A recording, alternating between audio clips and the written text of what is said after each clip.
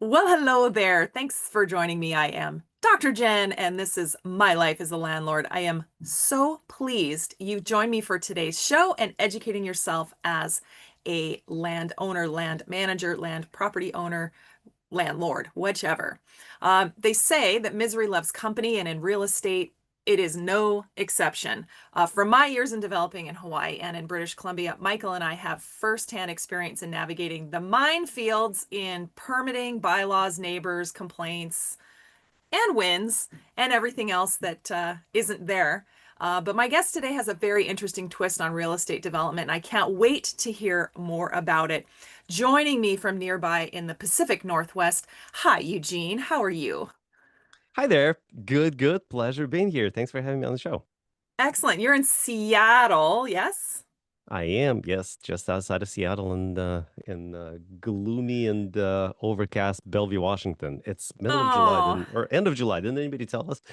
oh my goodness. I'm just I guess probably about 300 or 400 miles north of you. We're on our boat in Desolation Sound. So we're at anchor Nice. and we're just yeah, so we're up here. And it's sorry to tell you it's blue sky with a bit of clouds. So at least Oh Starlink is man. working today. There was a global outage of Starlink yesterday and it wreaked havoc on everybody up here. But Oh anyway, wow. first world problem. That's all right. Seriously. Well, Eugene, I'm so happy to have you on the show. I'm so intrigued. We've actually, Mike and I've talked about co-development, but tell us what co-development is for you and tell us about your business model. Absolutely. So co-development, I mean, basically it's just what it sounds like, right? It's when there's more than one developer involved in the deal. And for us, deals take different shapes and structures depending on whoever we're talking to. I'm often asked, how is our what is our structure? And my answer is, look, there's no one structure. Every deal literally is different just because of the nature of the variables that we're dealing with. So our model that we developed a few years ago is to partner with property owners to help them develop their sites. That's kind of the short overview. So if somebody has a piece of land and they have development ambitions and they either don't have enough experience, don't have enough money, don't really know what they're doing, or don't want to be involved, but still would Mm, like to see their site developed, they can call us and we would help them structure the deal. We would put together the design team, the engineering team. We would work with the city. We would help fundraise. We would bring, equity. We would bring debt. We would manage construction. We would work with municipalities to get the permits. And then on the back end, we would either sell if it's a for sale product or lease it up, refinance, and then exit, depending on what the exit strategy for that particular deal is. So that's kind of the uh, short overview. So co development in our case is somebody owns a piece of land, they contributed to a joint venture. We would come in as a development partner, and that is the basic structure of the agreement. We've had landowners before who said, we don't want to be the co general partner or co developer. We just want to take the passive role. You're the developer, you do what you have to do. Here's the land, send us, quarterly updates, and don't get us involved. Happy to do that. And then we had others who said, I want to sit in every meeting. I want to know what you're doing. I want to learn what you're doing. I want to do the next project myself. Fine. Happy to share the knowledge.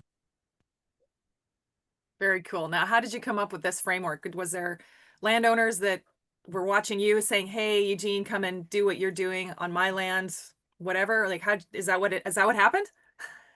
I mean, almost. So the very first deal of this nature happened over 20 years ago.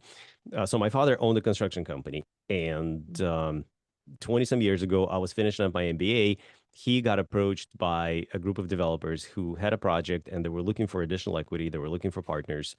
And my dad was looking to expand his construction company. So that was the premise of the first joint venture partnership, where we came in as a contractor. We took an equity stake in the deal. We contributed our contractors' fees, and a little bit of cash. And that was the sort of the first structure of this kind. We have since, and that's when I was finished on my MBA. That was my last year of MBA. My dad calls me and he says, "Hey, there's this good opportunity." It's a much longer story. I've told it many times before on the podcast, but essentially, he lured me into the company, and that's how I joined the family business. We have since shut down the construction company and decided to focus primarily on development. And honestly, the main motivation is we can only do so much by doing one project at a time, using our own finances. This allows us to scale, to build a business, and to actually uh, help with, you know, be solving the housing crisis, helping other owners realize their development potential, and yeah, just build many more homes for people to live in. Fantastic. What do you see as one of the biggest frustrations when you encounter a landowner who wants to develop but can't and is approaching you? What do you see as their frustration that's leading this as an option? So I see owners divided into two camps. One camp that thinks development is super easy. I'm just going to hire an architect, I'm going to hire a contractor, and we're going to get it done. And then the other camp says development is so complicated. I would rather figure out how to launch a spaceship than trying to develop this piece of land because there's so much risk, Right. and I'm going to lose it all if I even try. And so I, my goal is to bridge the gap between these two, polar opposite ideologies. Yes, there's risk. Yes, there is a lot of complexity. No, it's not easy, but with some experience, with some knowledge, you can get it done. So, as far as the second camp, the complicated camp, they just want to sell. They just want to sell and get out. And my question to them is, well, what are you going to do with the cash? Oh, well, I don't know. Right. Probably reinvest it. And what are you going to reinvest it in? Probably real estate.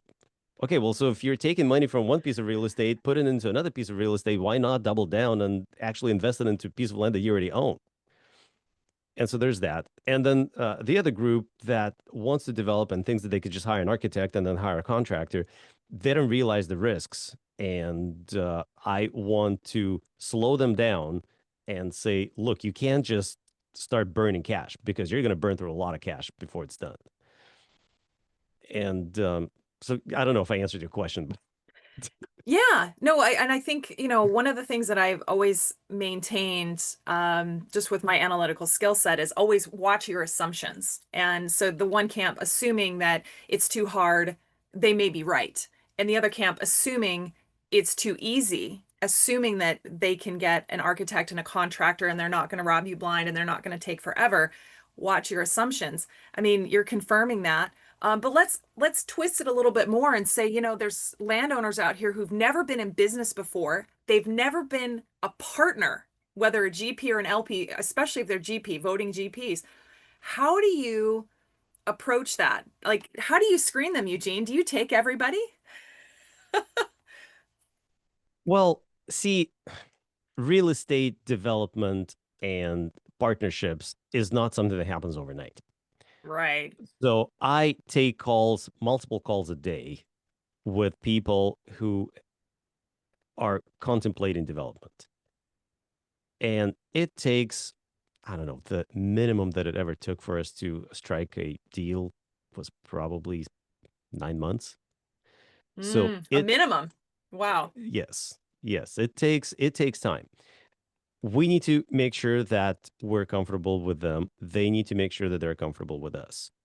It is multiple meetings. It is multiple conversations. It is, you know, research. And that's before we even do a feasibility study. It's just to Right. figure out if we are comfortable with each other. And that is, so there's no checklist that I could go through. This is my ideal client. And unless all the boxes are checked, I'm not going to touch them. It's literally, having this conversation. Do we have the same energy, or does it feel too transactional? If it feels too Hmm. transactional, it just it won't work. And Yeah. so that's how it is. And the same thing for the landowner, they need to feel like we are the people that they could trust, that we can figure out how to solve this puzzle. Every deal is its own puzzle, every land has its own complexities. And so we need to build that trust. They need to build that trust. And if we're all comfortable with each other, then there's a partnership, then there's a deal. Yeah, for sure. Now let's talk about what exactly you want to develop. I mean, are you developing single family homes, or are you doing a cottage on a parcel? Are you doing high rises, townhomes? What exactly are you co-developing for with these landowners? Right. So the way I usually describe it, if people live there, that I would do it. Mostly, our official answer is multifamily, single family, residential. I Okay. We've never done offices. We've never done retail. We've never done Mm, industrial warehousing.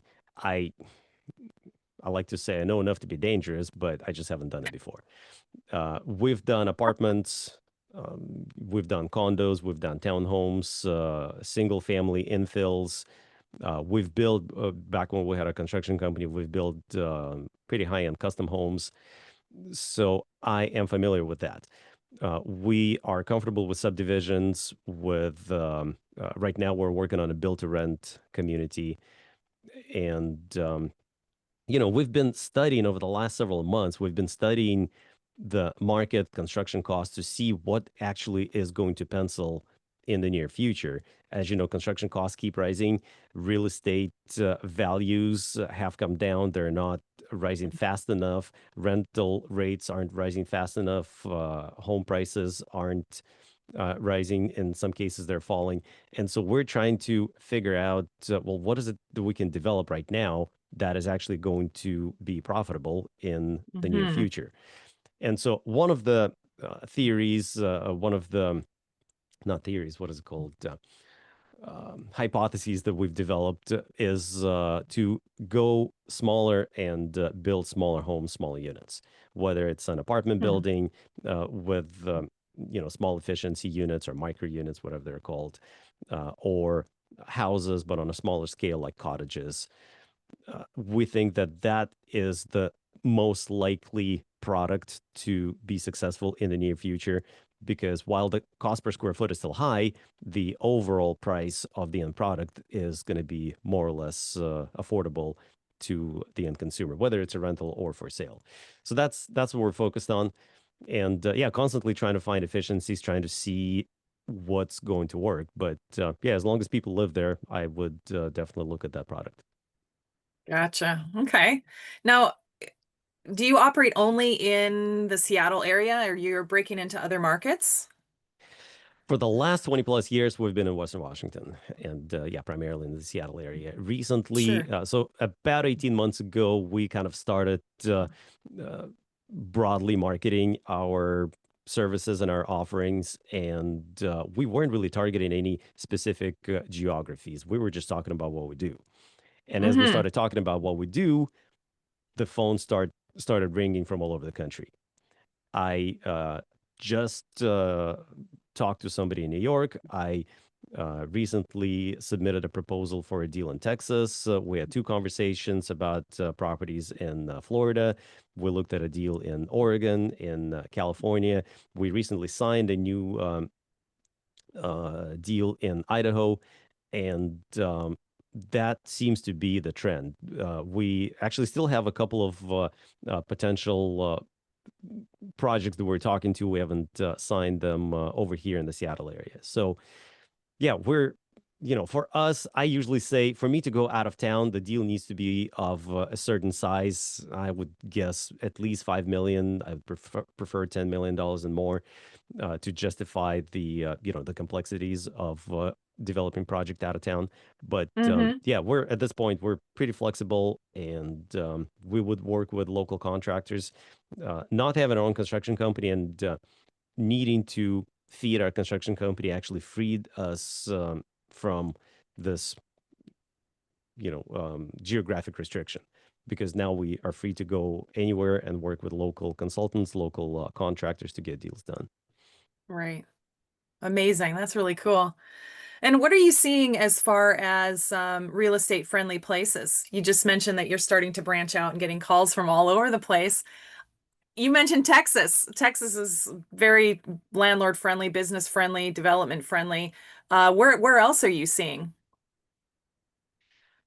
It's funny. I like the development friendly communities, municipalities. I'm usually very cautious about broadening that terminology to a larger area like an entire state. Okay, Because, I mean, even the state of Texas, you could look at Austin or you could look at Houston, and you'd see completely different markets and completely different dynamics there. right. I I mean, everybody knows real estate is local, so you have to look at the local municipality. Hmm. And when we do deals, one of the first things that I usually do is I go to the city hall and I meet with folks there, and I ask them, "What do you guys want to see? How would you like to see this city, this town, this area, county grow?" And while we are looking at this opportunity here to develop something, is this really something that you guys want? And then I look at their reactions. I see, are they trying to be difficult? Are they trying to, push the code book on me and say, "Here's the book, read it," Right. or is it actually a friendly dialogue? And I think that's the most important thing. There was an interesting comment that I saw a few weeks ago on LinkedIn. It was a real estate investor who said something along the lines of, and I'm going to butcher the quote, but so I'm just going to paraphrase. The Traditionally, the rent control states, the blue states with all of the regulations and red tape and where everything's difficult, people like talking crap about them. They don't want to go there. They want to stick to areas that are more developer or real estate friendly. But he goes, what we've noticed is that while it is true that it takes much longer to develop in these bureaucratic areas. And while it does cost more, what we notice is that the peaks and valleys are not as steep as Hmm. in areas that do not have those restrictions.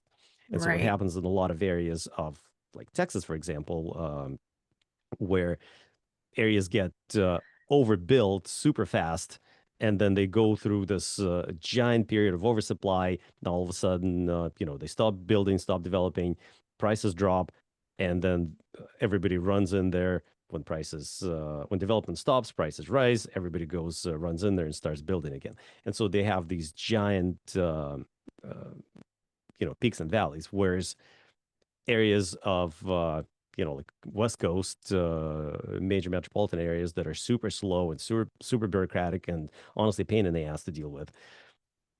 But with that time horizon, it because it does restrict supply, it allows developers to kind of ride out some of these periods. So I don't know. I guess there's pros and cons of everything. Obviously, as a developer, I'd like to just come in, bring my proposal, and get stuff built as soon as possible.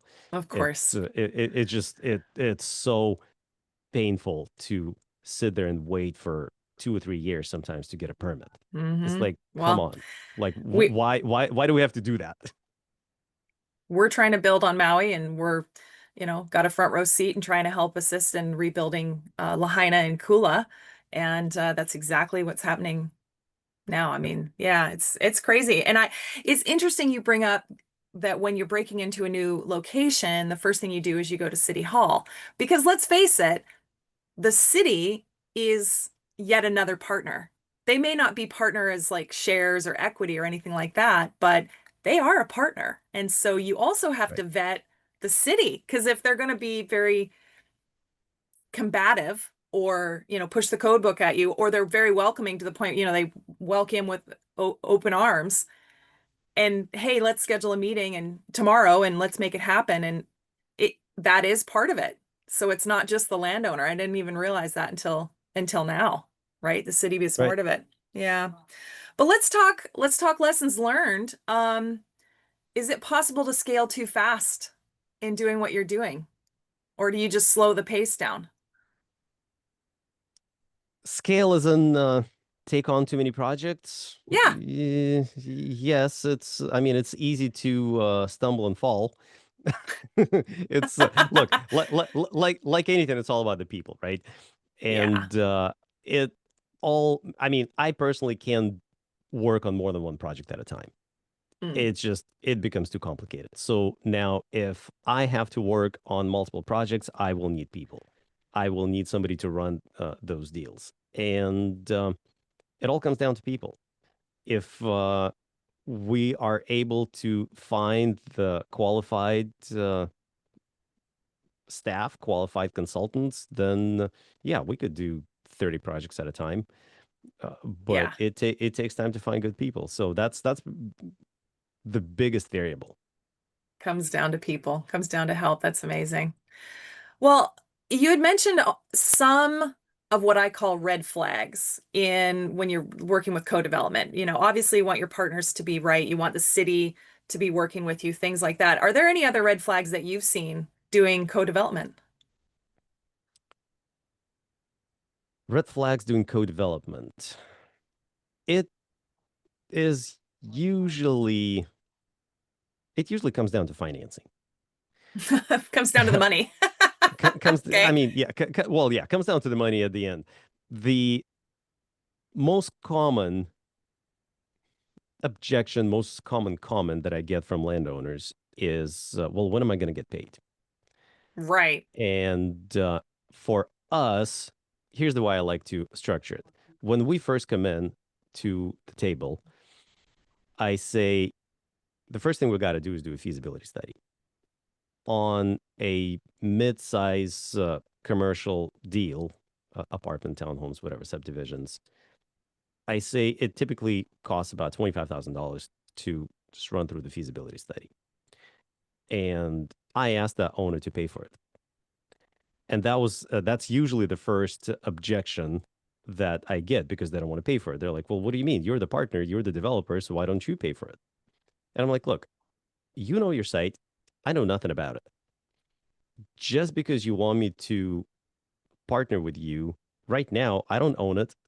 I don't have any vested interest in it. You're the one that owns it. And frankly, I want to make sure that you're committed to it.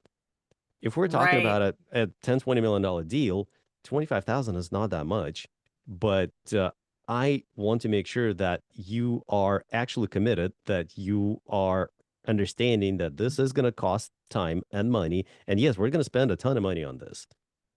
But on day one, you're still the owner. On day one, I'm going to spend all this time researching, flying, meeting with people, hiring an architect to give me a conceptual, hiring potentially engineers, and all of that costs money. By the time I'm done, I'm going to have this nice feasibility study report. If you don't want to go through with this, you can take that package and put it to your give it to your broker and market it when you go to sell the property, and that's going to be the value add that you bring to the table. I don't own that. That's yours. And so that is usually the first conversation we have. And a lot of times people are not comfortable with it. They think, oh, you're just trying to get some money up front. Yeah, but look, I'm not profiting from this. This literally just covers the overhead for Right. my team to get this work done. It's going to take a couple months, 2, 3 months of work, a lot of different parties involved. And so these are the things that these are the conversations we have, and a lot of people are not comfortable with it. And that's Hmm. why that's another reason why it takes so long for people to become comfortable with this. And then, later on, another reason people call us is because they've already hired their architect because they thought it was easy. They hired the architect, they went down the permitting path, and then they called their banker and said, hey, I've been banking with you for the last 50 years. I need a loan for this project. And the bank says, well, you've never done it before. I don't care how Right. much money you have. We're not going to give you that loan. And so they call us and they're like, well, can you partner with us? My typical answer is, I'm happy to, but But let's look at what you've done. Let's look at if it even makes sense. Because if I come to your lender and say, hello, I'm Eugene, I would like to guarantee this loan. I mean, I need to know what I'm doing. I need to know what this if this project even makes sense. And so, yes, thank you for doing all this work, but I still need to understand if it even makes sense.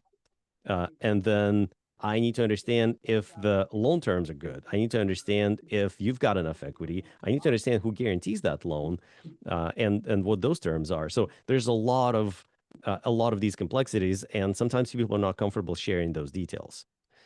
And Hmm. so, when you ask about red flags, we need to be comfortable sharing details. I need to be comfortable sharing my background and my track record and all the lender's going to want to know what projects we had in our background that weren't successful. They want to Right. know all of that. They want to see all the balance sheets. They want to know who they're dealing with. And I'm happy to share that, but you have to be able to do the same. And so a lot of times people are not comfortable doing that. And that's fine. Hmm. But it just means that the partnership is likely not going to work because we need to be comfortable sharing the details and sort of opening up our books to be able to be honest and upfront with each other. Yeah, no, I get it. A lot of people are watching worldwide. I mean, I'm sitting in Canada and everyone's watching what the US is doing. And it seems like everything is just getting more and more volatile with politics and logistics and tariffs and wages and interest rates are question mark now. What's your take on all of this and trying to navigate the long lead that co-development is, development in general, with this I mean, it's changing almost by the hour. How do you navigate this? I don't read the news. Well, that would answer it. I mean, I do. I usually scan the headlines, right? But honestly, this what I came to realize in the last probably I don't know why it took me so long, but probably in the last few months, I came to realize that our news consumption and news distribution became more about clicks and more about sensation than Mm, actually the facts and the real information. Every news, I mean, look, news has always been about sensation. hmm. Go back 20 years ago before social media. If you watch your evening news, they would only talk about murders and big accidents and bad things that happen in politics and Right, missile crisis. They're not going to talk about good things because nobody cares about it because that's what right. draws eyes, that's what draws advertising dollars. Fast forward, 50 years, and it's basically the same, but it's Same thing. inflated. But it's inflated because it now came down to short, like 7 seconds, 20 seconds bites, and every news media is acting like a teenage girl dancing on TikTok. They need to attract your attention within the first 3 seconds, because if they don't capture your attention in the first 3 seconds, you're not going to watch. You're going to scroll right Right. past it. And so they throw this giant, scary headline to make you click, to make you read it. And so it's so hard to navigate all that. But I mean, look, I'm obviously exaggerating. I do follow the news and I have to take it with a grain of salt. Yes, tariffs are a huge unknown. I mean, we're talking on one of our projects, we're talking about a large uh, supplier that's based out of China. Hmm. And they're going to supply a huge portion of the building materials. And we don't know what's going to happen. I mean, we're still in early phases of that project. It's going to take another year to design, maybe another year to permit. And we really don't know if Hmm. they're going to make a deal with China. I mean, I have to believe that the headlines that we're seeing are, again, mostly exaggerated, that it wouldn't be sustainable for this country to implement, 100 whatever percent tariff on Chinese imports. But if it sticks and if it stays, we're going to have to figure out a different way. Bottom line is we need to figure out if our project is going to pencil. and we need to be able to build it for less than we can sell it.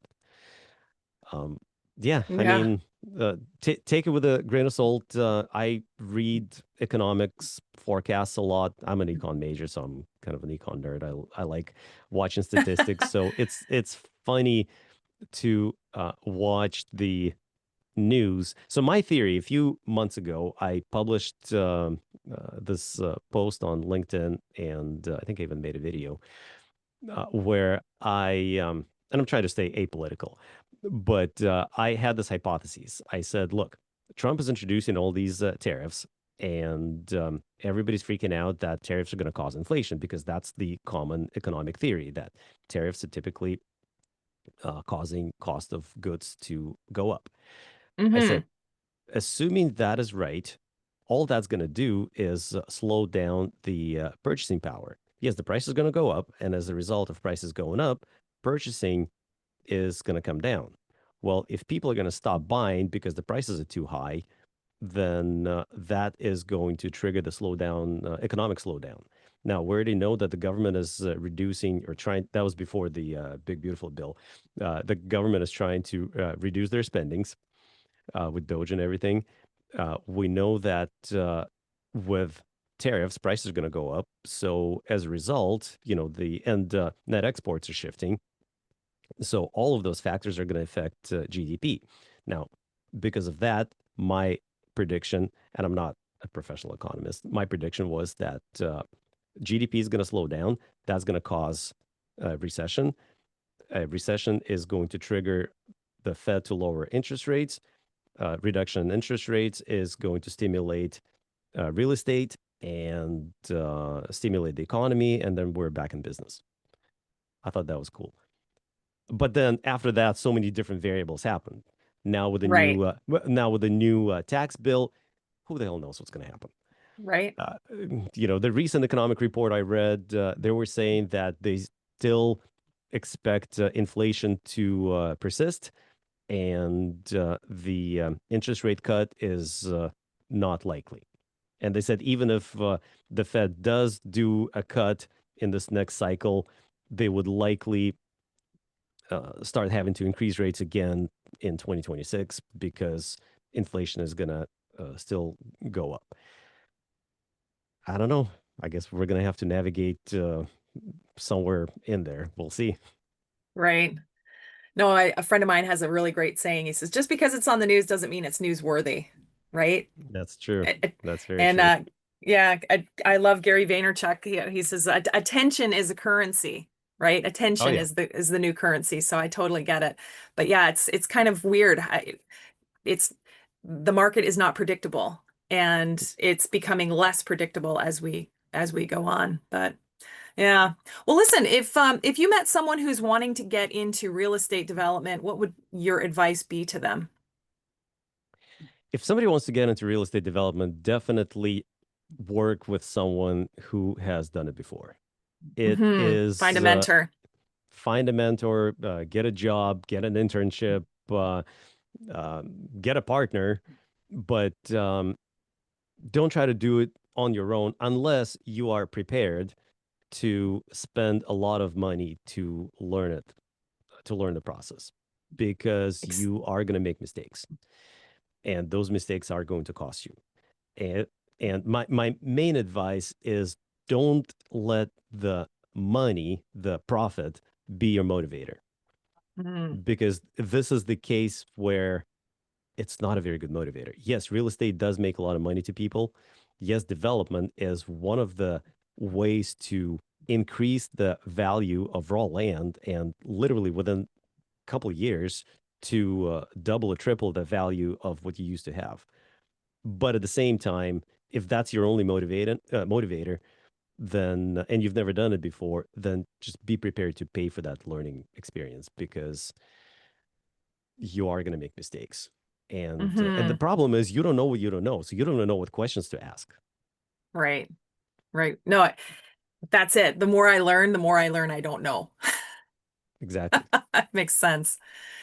Wonderful. Well, if a listener is interested in contacting you and having another conversation with you about co-development, how would they get a hold of you? I'm on LinkedIn. Look me up, Eugene Gershman. Other than that, my website, giscompanies.co, has a ton of resources, a lot of our history. We've got a news and blog section. If you want to read up about what it takes to do the development on your own, there's a section on our website dedicated to feasibility studies. We have a free feasibility study checklist you can download. And literally, if you want to learn how to do the feasibility study on your own, download the checklist and literally follow the steps. And if it gets too complicated, give me a call. I'm happy to help. Other than that, I have my own podcast, Real Estate Development Land to Legacy, where my goal is to educate listeners about development. We have a lot of cool guests that talk about their experiences and share their knowledge. And so I welcome everybody to take a listen. Amazing. Yeah, check out Eugene's podcast, Real Estate Development Land to Legacy, and I'll be guesting very soon, which will be fun. Thanks so much. Yeah. Eugene, any parting thoughts? No, I guess my main thought, main motto that I've been sharing over the last several months is do not sell your land, develop it. Nice, nice. Excellent. Thank you so much for being with us today. Appreciate your time. Excellent. Thank you. Let me stop.